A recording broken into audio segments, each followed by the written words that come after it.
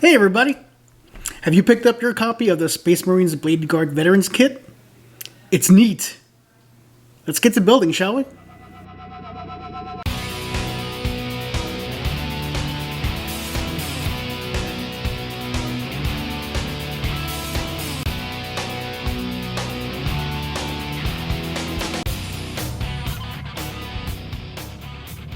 Getting this model kit built was pretty straightforward. I think I finally understand how the Primaris' assembly instructions work. Yeah, it took a while. The guide starts with the Sergeant, along with its variations. Then it shows instructions for the Bladeguard Veteran 1 and Bladeguard Veteran 2 in sequence. And then within each one of those, it has its respective variants. I don't know if these instructions have a different layout or whether it's the same layout that finally clicked with me. Whichever it was, I didn't have any trouble putting these together.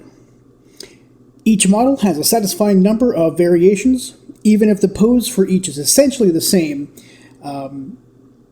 You essentially get to choose between showing off the master-crafted power sword or the heavy bolt pistol. The cool thing about this is that whatever option you choose is still equipped on the model, so you don't have to choose. Basically, these dudes all can slash and shoot no matter which variant you choose. The same thing happens with the Storm Shield. Having said that, you also can't choose to customize your loadout. The trade-off for simplicity is flexibility, as is the case every time we have to choose between these two options. Cleaning the flashing of each of the parts wasn't so bad with this kit. It wasn't as clean as with the Space Marine Heroes, but it was much better than the brutal Storm Speeder kit.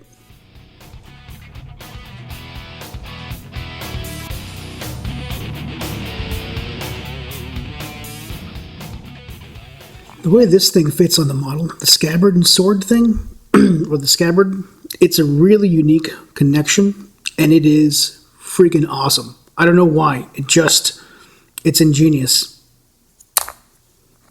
Yeah, when you get to this part, you're going to love it, I think.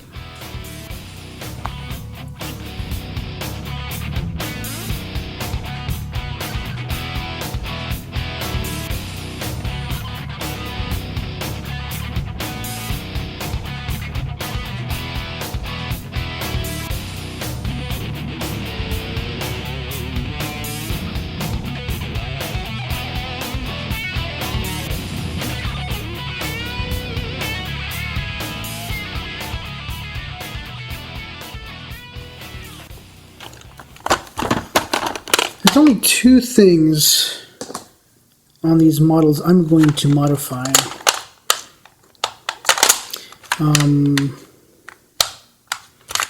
One of them, well, they're both the shoulder pauldrons, so these are Death Watch, goodness gracious. So they're going to get one of these shoulder pads. This is not a Games Workshop shoulder pad.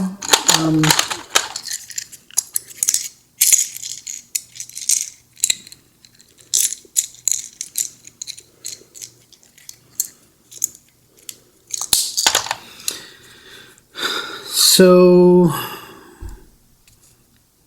that is my Games Workshop shoulder pad. I got that from the upgrade sprue, but these are Terminator sized shoulder pads. The normal size shoulder pads on that upgrade sprue do not fit Primaris models, or at least not the ones I've tried. Well, let me take that back. They don't fit the Aggressor models, and they don't fit the Bladeguard models. You can make them fit. You can kind of sand some stuff off. You can mod it so it fits, but I'm going for easy right now, so I'm using this guy. This guy, let's see if we get a closer look. This guy is a Pop Goes a Monkey resin sculpt of a shoulder pad that you could use for your Death Watch army. These are Terminator sized, so they'll fit quite a bit better. It's not a perfect fit, but it fits pretty not bad. So it's going to go right there. I'm going to glue that straight on so I can prime it together with the rest of the model.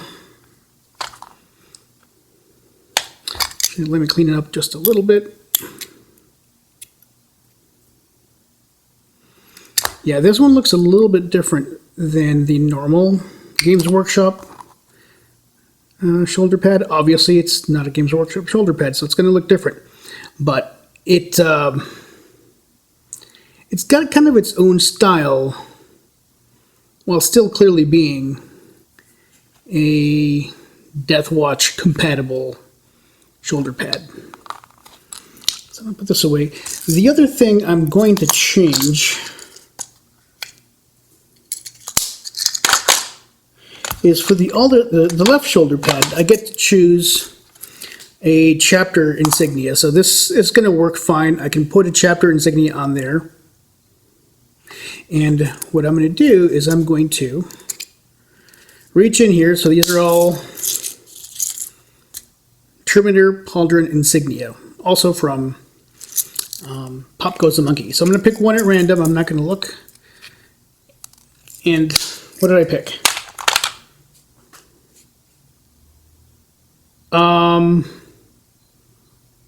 Wow, I have no idea what that is. I don't know if you guys can see that.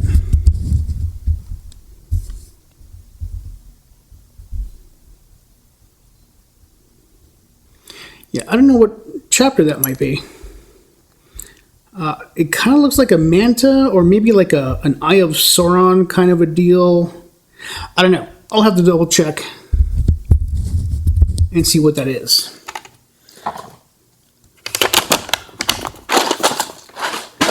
I'm going to go through that website that shows me the different, the pictorial list of all the Space Marine chapters.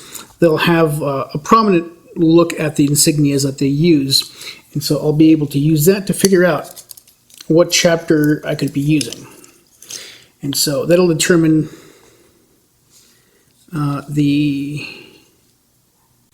before I glue that on, I'm going to look at that list because I don't even know what orientation it goes. It looks like a circle with this insignia in the middle, but it could go up or down. I don't know. I'm going to go find out.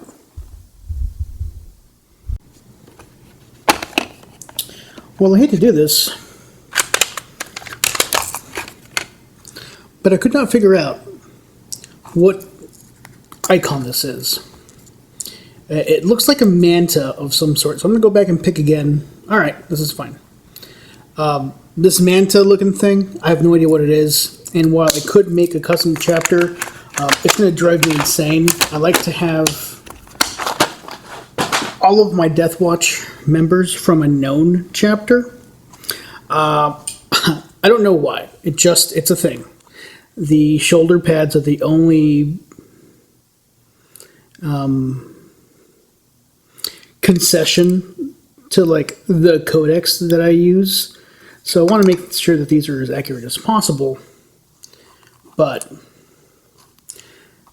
that means I have to find that iconography used somewhere, and I can't find that specific chapter anywhere. I mean, let me rephrase that. I couldn't find it in the place where I always look. So I'm going to use the symbol from a chapter I know.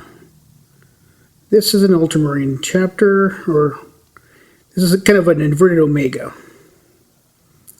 So my typical approach is to find a chapter that uses that same icon.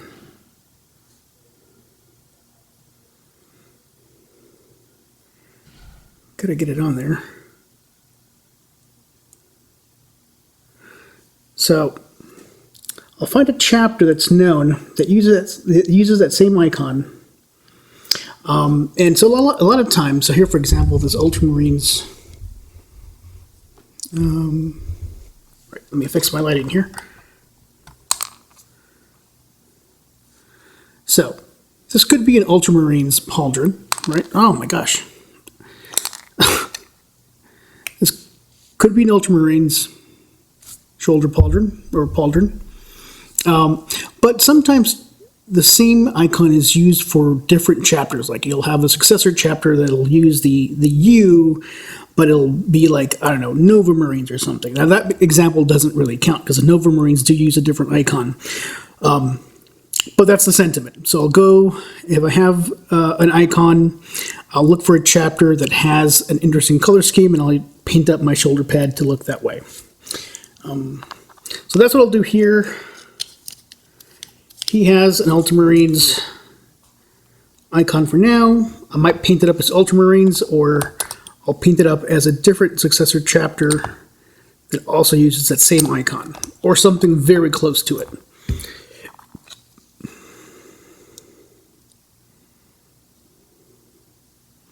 All right, there's that.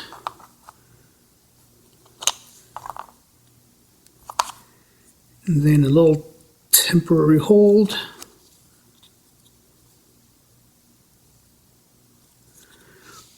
So there is my finished built Space Marine Bladeguard veteran. You'll notice I've used some sticky tack for a couple of parts. So both the arms and the backpack, those will come off so I can paint. Everything else I can paint in one kind of component. There's a couple of things I could have done separately, but I want to avoid that. It's a little time consuming. So I want to get better at painting the model on the base. So I did the same thing with this guy. He's the Sergeant variant of the Bladeguards. And so that's the build. I've got one more to go, but I'll use the same approach as this guy, so I won't bother you with the actual video. The next step you'll see from here is the priming and painting. Here are the completed models, all primed up and ready for some paint. I really enjoyed this build. It was simple, it was easy, with no fiddly wires or thin ammo feeds to glue together somehow. And they look amazing. So much detail to paint. Such a great sculpt. While I'm sad to see the loss of customization and posability we got from Firstborn kits, these are so pretty, I think it's worthwhile. I should point out, these variations are only possible with this specific kit. I don't think you get these options from the Indominus sprues. So if you're going to go to eBay to get some of these, make sure you know which of the two you're getting. Anyway, thank you very much for watching this build. If you want to see these painted up, check out my next video. Thanks! Be kind to yourselves and each other. Peace!